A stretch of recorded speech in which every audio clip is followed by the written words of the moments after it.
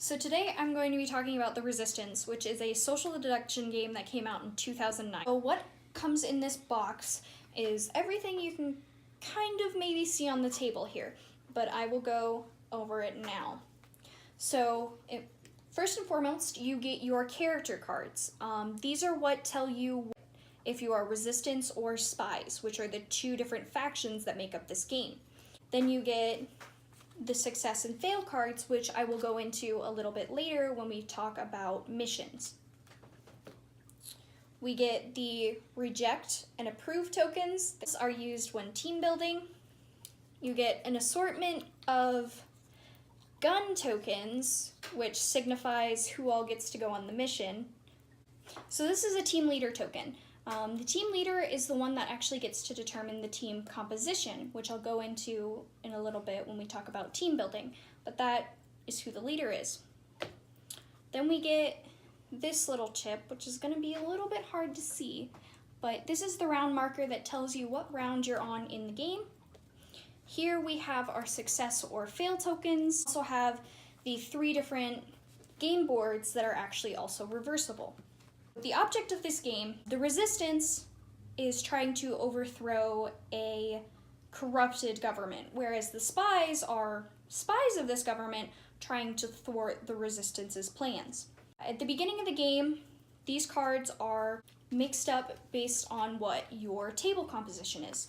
So this game supports from 5 to 10 players, and the game boards actually are really nice, and they tell you how to split up your party based on how many players you have. So it's right down in the corner here. 5 players, you get 2 spies, everyone else obviously will be resistance. You would take 3 and 2 spies, you would shuffle them all together and then hand them out randomly face down. At no point is anyone allowed to discuss the artwork on your card or who you have.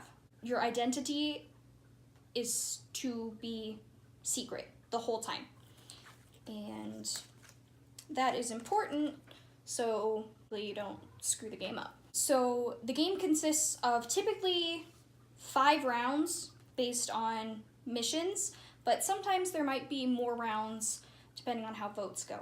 So once everyone has their character cards face down, of course, everyone looks at them and then they know who they are. The first team leader gets picked at random, and then this token will get passed around clockwise around the table. But the first team leader, when the game is beginning, after you've picked your proper little game board and set it in the center, everyone has one of the approve cards, one of the reject cards, and then obviously their character cards. Then the leader will say, everyone close your eyes. Everyone closes their eyes, and then they will say, spies, open your eyes. Look at your other lovely spies, and the team leader will say, spies, close your eyes, and then everyone's eyes should be closed, and then everyone will open their eyes, and the game will begin. When you go on missions, you need a team, and the nice thing about these game boards is they tell you everything. They tell you your team composition, they tell you how many times you voted on a team, and they tell you how many team members need to be on a certain mission. So, the team leader has this. They are for sure going on a mission. So say I am the team leader, I have this token, I get one of the guns. That means I'm going on the mission. I pass this to someone else. This is where the whole table gets to vote. The leader gets to pick who's on their team, but then the whole party, everyone gets to vote. So that's when we get the approve and reject cards. This is also where a lot of the bickering will come in. People will vote one way or another, like, oh, we shouldn't vote this way because this person's so. This is where a lot of the deceit comes in, a lot of the lies, and a lot of the truly fun part of the game comes in. So, everyone votes, and there has to be a majority of either reject or approve. And once that is decided, if it is approved, then they will go on the mission. But if it is not approved, then, so we also have the little vote tracker guy. He's just a little round one, just the same size as the round marker. So that was vote 1. So now we're on vote 2. The team leader token moves to the next person, and a vote is taken based on their team composition. If we actually get through 5 votes of a team that does not go through, then the spies automatically win. And that is one way for the spies to actually win. But if the team gets approved, then the team leader will give each person a success and a fail card. Each person will turn in one of these cards, obviously face down, and they will be shuffled so no one knows who voted what, and then the answers will be revealed. It takes 2 successes for a mission to pass, and then obviously if there are any fails, then it automatically fails. So once you have done 1 full round, you continue like that through everyone else. Which brings me to, how do you either win or lose the game? Well, obviously only one team can win this game, and I've already explained one way that the spies could win, and that's if 5 times the team composition does not go through.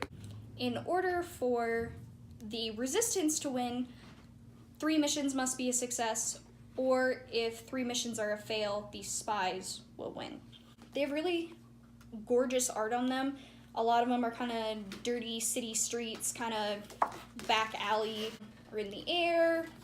As far as the art goes in this game, it's kind of hard to see, but each of these little gun tokens is actually very detailed, and each of them are actually quite nice. And the character art on each of these either resistance or spy tokens, they're actually really gorgeous too.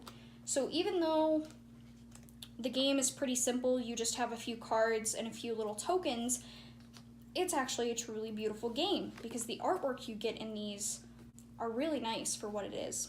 I really like this game. I think it's a fun game to play with your friends and, you know, at parties or like get-togethers and stuff. It's really compact. All of this fits in just the 1 box, and you can take it with you really easily if you want to bring it somewhere. It's also pretty simple to learn and play. The instructions are really easy to read through. Overall, just a lot of fun and really simple, and it works really well with a bigger group of players too. You don't have to restrict yourself to like 2 to 4 players because it's a smaller game. But that's the Resistance.